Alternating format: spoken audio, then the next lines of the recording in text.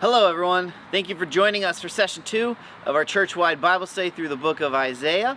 We're only in session 2, but we are already at one of my favorite sections of the entire book of Isaiah. This session is called God Sends. God calls His people to recognize and declare His sovereign purposes.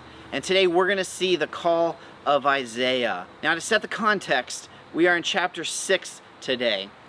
And you might remember last week I said that Isaiah started his book as if in a courtroom setting, and he was condemning and indicting the people of Israel and the people of Judah.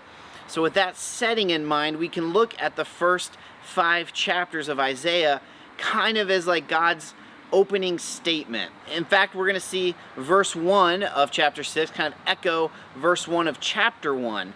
It kind of restarts a little bit, and that tells us from a literary standpoint that the first 5 chapters of Isaiah are somewhat of an introduction. Leading into chapter 6, we have chapter 5, and in this chapter, Isaiah gives us a song. It's a song where God really reveals his plan, but also his disappointment with his chosen people.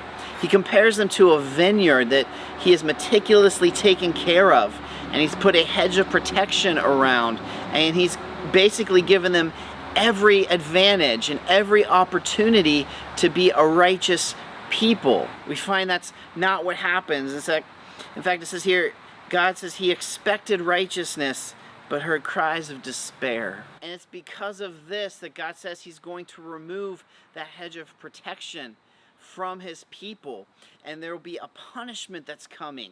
And in verse 13, we get an explicit warning that his people are going to go into exile. In chapter 5, we have 6 woes, W-O-E-S. When we think of woes, we need to think of grief and despair. It was a word that would have been commonly used at funerals in the day. But adding to that is also this feeling of dread. Isaiah is saying that a punishment is coming because of how you behave, because of what you've done. And these woes include pride and haughtiness. They include injustices like bribery and deceitfulness. It includes carousing and careless partying. There's 2 verses that reference people just drinking all the time. And it's in this context that we get chapter 6, where Isaiah sees a vision of God in all his glory in his heavenly temple. Chapter 6 verse 1 starts within the year that King Uzziah died. After any king died, or any king dies in any kingdom, there's a chance for political instability. There's a chance for a transition that's not so smooth, for things to go wrong. So it makes a lot of sense that God's going to give this vision to Isaiah of his heavenly throne, of a throne that will not end. You know, you hear that phrase that God is still sitting on his throne. Especially, I think of like the election coming up this year. If Trump wins, if Biden wins, there's going to be a lot of people that'll say that God is still on his throne. Or even after the pandemic, God is still in control. God is still on his throne. And people are right to say that, because that is the central reality of our universe. Let me say that again. That is the central reality of our universe, is that God is a king on his throne, and that he reigns over this universe. Isaiah details his vision, and he talks about the seraphim that he sees. Seraphim, this is the only time in the Bible that the word seraphim is used. Now later in the book of Revelation, chapter 4, John is going to talk about creatures that sound a lot like these seraphim, and likely they are the same creatures, because even in the book of Revelation and here in Isaiah, we're told that these creatures are around the throne of God, worshiping him with a very specific phrase. Holy, holy, holy is the Lord of armies. His glory fills the whole earth. Holy, holy, holy. That phrase is echoed in the book of Revelation, and it's a sense of completeness. All-out worship to the most holy God, whose distinguishing feature and characteristic is his holiness. The seraphim can't help but worship because of his holiness. And what is Isaiah's response? Woe to me, I am ruined. I'm a man of unclean lips. Isaiah sees God's holiness, and in comparison, he can't help but feel worthless next to an almighty God. Every year my family has a golf outing / family reunion, and a couple years ago we were out on the course. I was with a couple of my cousins, and one of them just let a cuss word fly. Golf does that to people. And he looked at me and he apologized. And that happens a lot. As a pastor, people feel like they need to act differently around me. And I always try to reassure them, don't worry about it, don't feel bad. I'm just another person just like you are. But imagine that feeling when you are up against the holy God, the Holy One of Israel, as Isaiah calls him. Isaiah is confronted with this, and he immediately feels his unworthiness. And he knows that a sinner cannot be in the glory of God. He was worried he was going to die. One of the seraphim takes a glowing coal from the fire to cleanse the unclean lips of Isaiah. This symbolically is cleansing Isaiah of his sins. And it's also symbolically pointing to what Isaiah is going to be called to do, and that is to be a prophet for the Most High God. Daniel, the one from the lion's den, was a prophet, and he had a very similar experience of being in the presence of the glory of God, and his reaction was nearly identical to Isaiah's. Isaiah, in the presence of God, has his sin atoned for. His lips are made clean. He's prepared for service. And the Lord asks, who should I send? Who will go for us? Even in that phrase, we see the Trinity being preached. Holy, holy, holy is what's being cried by the seraphim, an indicator of the Trinity. And now, who should I send? God says, who will go for us? The plural us. God, 3 in 1. Who should I send? Who will go for us? Isaiah's simple and immediate response, here I am, send me. That should give you chills. That's the same thing that you and I are called for.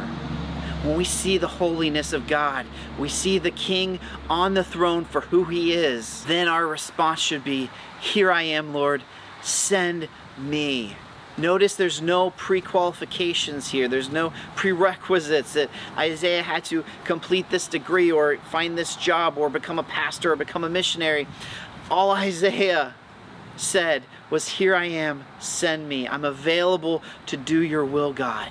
And it's really here that we see one of the beautiful doctrines of grace. Salvation belongs to the Lord, and it is a privilege of grace that we are included in it. The book of Daniel gives us this picture of God having hundreds of millions of angels at his throne, each one of them eager to do God's will. But God chooses human messengers. You and I are called to be a part of God's divine plan to bring about his glory. That should give you chills. That should get you excited. That should give you purpose. That we get to take part in that. Even though it's not necessary, God could do it all on his own. He chooses to include us. So the question is, what is our response going to be when God comes to us and says, who am I going to send? Who's going to go for us? Are we going to say, send me, God, please send me? In verses 9 and 10, God explains that Isaiah is going to go to the people of Judah and preach to them, not that they might return to the Lord, but that their hearts will be hardened. These two verses are kind of hard to wrap our minds around, but they're actually quoted 4 times in the New Testament when Jesus explained why he taught in parables. He said it was so some people wouldn't understand and others would understand. The parables were taught so that those who had a hard heart wouldn't understand the gospel and wouldn't respond to it.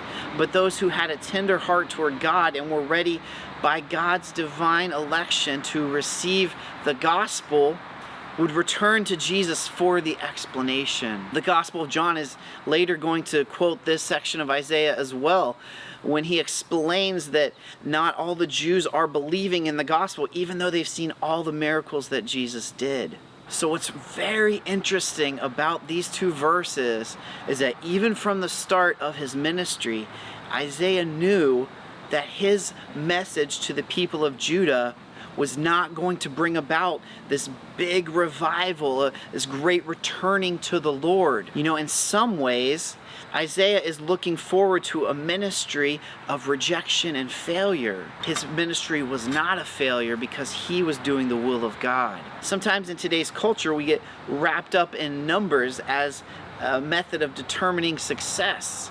You know, how big your church is, how big your ministry is, how many people are you reaching, how big is your budget. Isaiah is going into his ministry knowing that the people are going to reject what he says. Isaiah hears what God says, and his response is understandable. It probably would be our response too. He says, how long, God? How long is that going to happen? How long is this going to go on where I'm preaching to these people and they just refuse to listen? God says, until cities lie in ruins without inhabitants. What a start to a ministry, right? Isaiah's told that the people of Judah are not going to listen to him. In fact, they're going to turn even farther away from God. And this ministry is going to continue until Isaiah gets to see the outcome of the punishment of the people of Judah and the people of Israel. He's going to see them go to exile.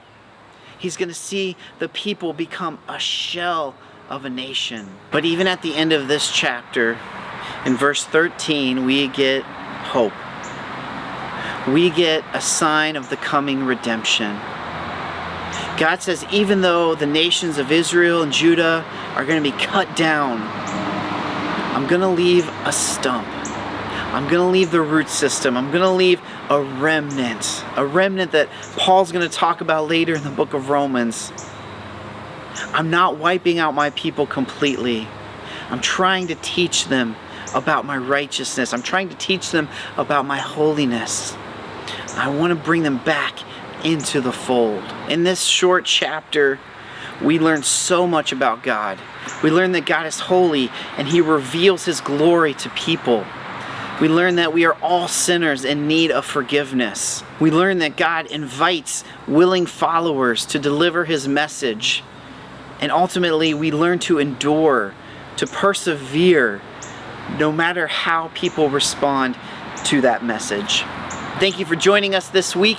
Go ahead and work through your workbook. I hope you're also working your way through that daily reading plan, so you're reading every verse of the book of Isaiah. Go ahead and get together with your discussion group as well, and we'll see you next week. God bless.